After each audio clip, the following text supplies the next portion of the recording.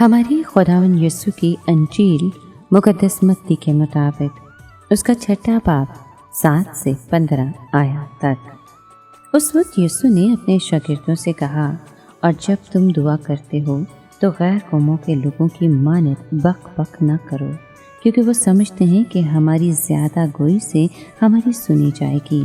بس ان کی مانند نہ ہونا، کیونکہ تمہارا باپ تمہارے مانگنے سے پہلے ہی جانتا ہے کہ تمہیں کیا درکار ہے۔ بس تم اس طرح دعا کیا کرو کہ اے ہمارے باپ، تو جو آسمان پر ہے، تیرا نام پاک مانا جائے، تیری بادشاہی آئے، تیری مرضی جیسی آسمان پر پوری ہوتی ہے زمین پر بھی ہو۔ ہمارے روزینہ کی روٹی آج ہمیں دے، اور جس طرح ہم اپنے قرض داروں کو بخشتے ہیں، تو ہمارے قرض ہمیں بخش، اور ہمیں آزمائش میں نہ پڑنے دے، بلکہ ہمیں برائی سے چھڑا، کیونکہ اگر تم آدمیوں کو ان کے قصور بخشو گے تو تمہارا آسمانی باپ تمہیں بھی بخشے گا، لیکن اگر تم آدمیوں کو نہ بخشو گے تو تمہارا باپ تمہارے قصور تمہیں نہ بخشے گا۔ پاک کلام کے پڑھے اور سنے جانے پر خداوند کی برکت ہو، خدا کا شکر ہو۔ عزیز دوستو، یسوع مسیح نے دعا کا ایک ایسا نمونہ بخشا ہے جو سادہ ہے مگر انتہائی گہرا بھی ہے۔ اس میں مسیحی ایمان اور زندگی کے کلیدی موضوعات کا نچوڑ ملتا ہے۔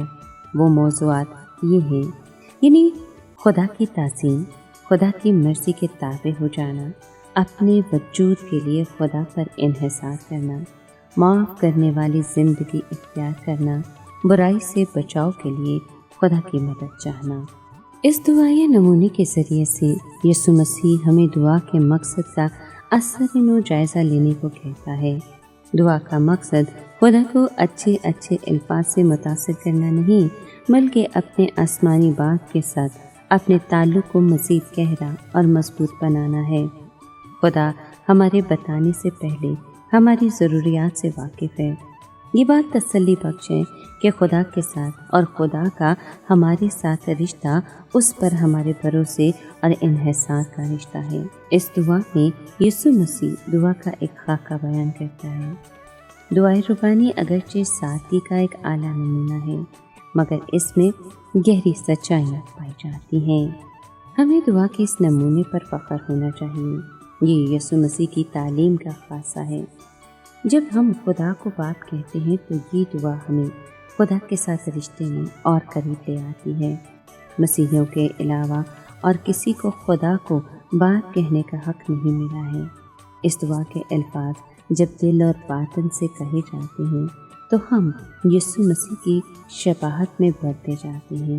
دعائے ربانی کا ہر لفظ ہمیں یسوع مسیح کے شاگرد کے طور پر زندگی گزارنے اور دنیا پر اس کی محبت اور اس کے فضل کو ظاہر کرنے کی تحریک دیتا ہے۔